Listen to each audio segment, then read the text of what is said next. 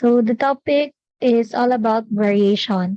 So one of the topics in mathematics with a variety of applications in real world situations is variation. So we have ratio and proportion. So ratio and proportion is inevitable to talk about ratio when variation is the topic of discussion because both are closely related. So unahin natin ang ratio. Ratio, it is a comparison of two numbers with the same units or different units of the same kind. It is obtained by dividing the first number by the second number. So, example. Ito po ay example ng ratio. So, divide the number of 48 into two parts such that they are in the ratio of 3:5. Okay, ganun yung pagbabasa. 3:5. So, meron daw tayong 48 at ito ay hahatiin into two parts na 3:5. So, for the solution, we will have 3x equals the one part, di ba, yung first part, and 5x, kasi yung given dito, yun yung other part. So, we'll just put 3x plus 5x equals 48. Kaya po 48 yan, gawa nitong given. 3x plus 5x, dahil yun nga po yung ratio. So, 3x plus 5x is 8x. Bring down 48. Then, divide 48 by 8 para po matanggal yung 8 dito sa x. So, 48 divided by 8 is 6. So, our x is 6. So, to check if tama ba na 6 ang ating x, just simply substitute. So, 3x will become 3 times 6. So, 3 times 6 is 18. 5 times 6 is 30. Then add. 18 plus 30 is 48. Pag nakuha natin yung mismong original given, so tama po yung inyong computation. Okay, so yan yung first example for the ratio. Next natin. Okay, so ratio and proportion. Ratio is a comparison of two values expressed as quotient. Example, a class has 12 girls and 18 boys. The ratio of girls to boys is 12/18. So, in-express po yan into as quotient. Yan, 12/18. So, this ratio can also be expressed as an equivalent fraction of 2/3. Pwede din daw, yung 12/18, pwede ding 2/3 kasi ang kanila number na pwede sa kanilang i-divide is 6. 12 divided by 6 is 2. 18 divided by 6 is 3. Okay, so ganun yung ratio. Pwedeng yung quotient, pwede yung may colon. Yan. So, in proportion, it is an equation stating that two ratios are equal. So, yun naman yung proportion. Napapakita po ng equality. Nang equal daw yung dalawang given na ratio.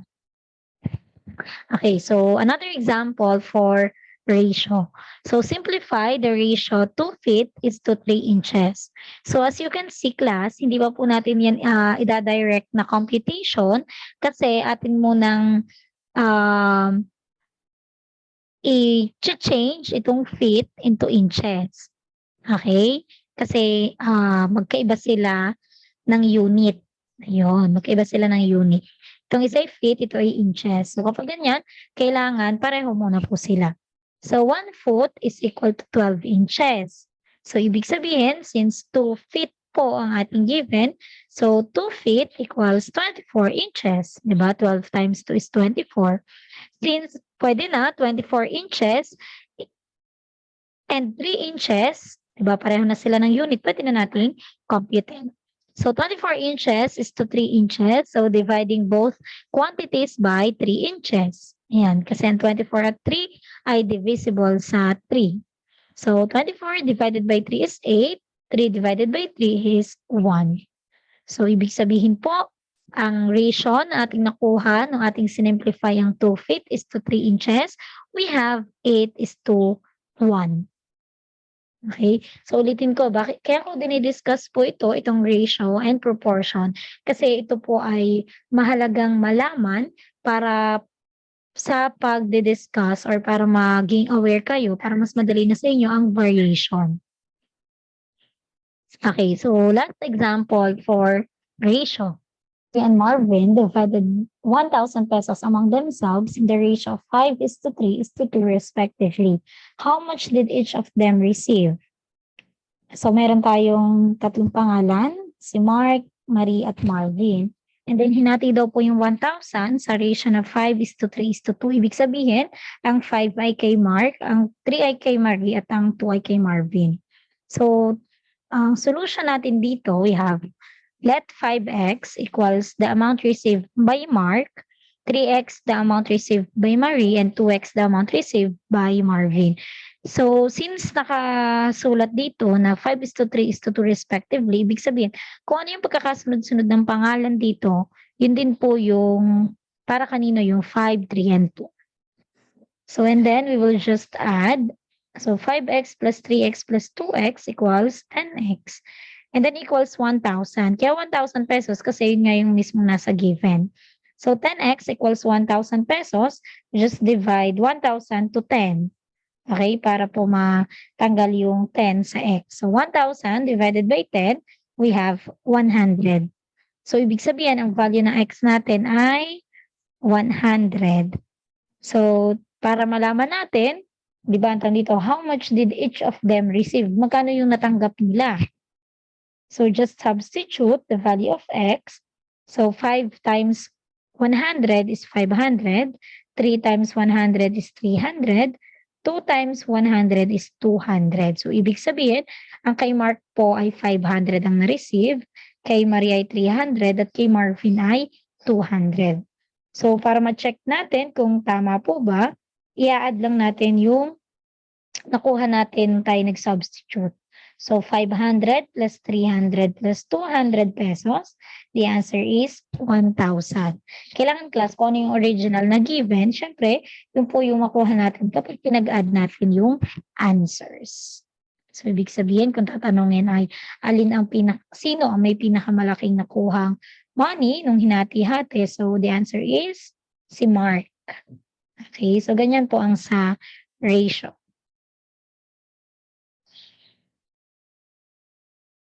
Okay, now let us proceed with the proportion. So kapag sinabi natin proportion, yun po yung nag-i-indicate ng equality of two ratio. Ibig sabihin, kailangan na equal po sila. So, di ba meron tayo dito, if A is to B and C is to D are two equivalent ratios, then A is to B equals C is to D. And that is a proportion. Okay, kailangan daw po ay equal po si A is to B at si C is to D. So, kapag ganito, A and B are extremes. Yan, tinatawag pong extremes yung ating A and D. At ang ating B and C are means. Kaya ang ating AD ang extremes, BC ang ating means. Sige, try natin mag-compute. Find the fourth proportional of 3, 2, and 9. Okay, so again, hanapin daw po natin is yung pang-apat. So, ibig sabihin, 3 is to 2 equals 9 is to x. Kasi nga x ang missing. So, sabi natin dito sa ating definition, kailangan po si A is to B ay equal kay C is to D. So, ibig sabihin, i-multiply po natin ito pong ating means. Okay, yung 2 at 9. Diba? Ang mean natin or means natin ay B and C. So, sila yung magka-pair. Okay, so 2 times 9 is 18. And then si A, itong si 3. At itong si D ang magka-partner. So, 3 times X is 3X. So, 18 equals 3X. So, 18 divided by 3, 3x divided by 3. Kaya kay 3 natin dinivide kasi yun yung kasama ni x. So, we have 18 divided by 3 is 6. Then, 3 divided by 3 is 1. Kaya x na lamang po. So, ibig sabihin, class, ang atin pong nakuha na fourth proportional ay 6. So, 3, 2, and 9, and 6. Yan. The fourth proportional of 3, 2, and 9 is 6. So, pwede nyo namang i-check. Ang pag-check niyan is, ilalagay po natin dito si 6, kasi yun nga yung nakuha natin. And then, kailangan is equal. So, 2 times 9 is 18. 3 times 6 is also 18. Okay? Again, ganun po yun ha. Itong si B at si C ang equal. Ayan, itong dalawang to, itong 2 at 9. Then, itong 3 at itong si X ang equal. Kaya, kung 6 nga, di ba, 6 ang ating nag-i-answer to check, 3 times 6 is 18, 2 times 9 is 18. So, kapag same sila, proportion po, at tama ang inyong compute. Next, what is the value of n in the proportion 4:n equals 3:5? Pwede din ganyan. Diba? Na nasa gitna yung n, nasa unahan, and so on. So kapag ganyan class, madali lang, kagaya ng sabi natin kanina. So kailangan, ang equal po is itong si n at si 3, and then itong si 4 at si 5. So the product of the means n and 3 is equal to the product of the extremes 4 and 5. So 3 times n, we have 3n. 4 times 5, we have 20. So 3n equals 20. So divide by 3. So n equals 20 over 3 or 6 and 2/3. Ayan. So ibig sabihin, yan po class yung value ng ating n. 6 and 2/3. Kaya nakuha yung 6 and 2/3, dinivide natin 20 divided by 3. Okay? So ito yung whole number. And then, ito yung remainder. Okay? And then, ito naman yung ating divisor. Ayan. 6 is to 3, 2 over 3. So, pwedeng i-check din natin, di ba? Kapag check natin, 6, 2 over 3 times 3 is equal to 20, and 4 times 5 is also equals to 20. Kapag equal, so proportion. Okay. So proceed tayo ngayon sa direct variation. So meron kasi tayong tatlo ang variations class ay yun nga kagaya ng sabi ko kanina, ito po ay under or related yung topic na ratio and proportion. So direct variation, for example, x and y and constant k, if the ratio y over x equals k, then y is directly proportional to x or y varies directly as x. So in symbols, we have y equals k times x. So again, k is the constant of variation.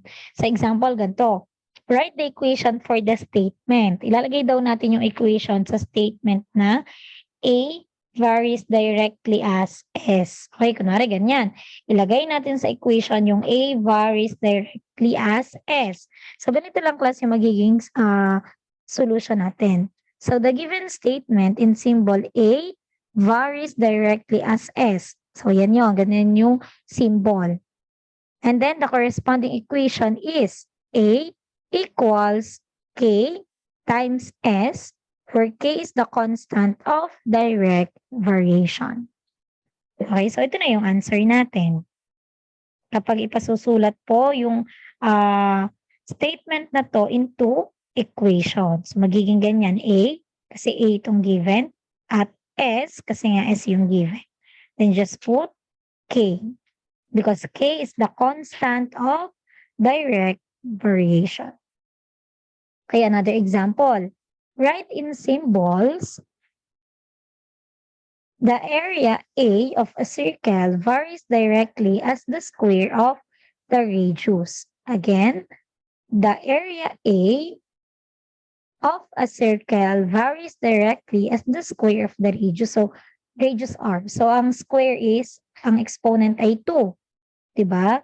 So, magiging A, kasi A po yung nakasulat dito, then varies directly, ito pong symbol na to, then R squared. Kaya na R is squared kasi nga, ang sabi dito ay square of the radius R. Okay? So, and then, after nyan, we have A equals K times R squared. Parang yung kagaya lang din kanina. Ilagay lang natin yung K kasi nga ang K ay constant of direct variation. So, yun na yun. Yun na po yung ating answer for Example number 2.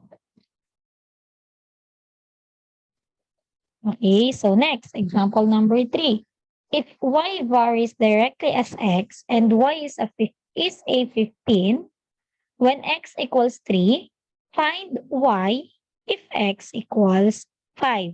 So, in this case, ganun lang din naman yung class, di ba? Pero, pinagkaiba nila po dito sa ating example 1 and 2, dito sa ating example number 3 ay meron na tayong x and y at meron tayong value na binigay. So, ibig sabihin, we will just substitute. So, ito pa rin po yun, y equals k times x. No, kagaya lang din dito. Kaya y naman ang ginamit natin dito sa example number 3 kasi y yung ating given. Ayun, y varies directly as x. Kaya naging y equals k times x. So, ang y daw po natin is 15. Di ba? Nakasulat dito. At ang x daw po natin ay 3. And then, so i-divide natin itong 15 kay 3. Bakit po kay 3? Kasi 3 times k is 3k. So 15 divided by 3, 3k divided by 3. So 15 divided by 3 is 5. 3k divided by 3 is k. So kaya binring down lang natin si k. So, ang ating k is 5. And then, dahil alam na natin yung k natin na 5, so substitute lang natin. Kasi nga, y equals k times x. So, substitute k in the equation. So, y equals 5x. Okay, 5x. So, solve for y if x equals 5. So, y equals 5 times 5 is 25. Diba? Bakit may ganito yung sa ilalim? Solve for y if x equals 5. Kasi, meron dito sinabi sa ating example number 3 na hanapin daw po natin ang y if ang x po ay 5.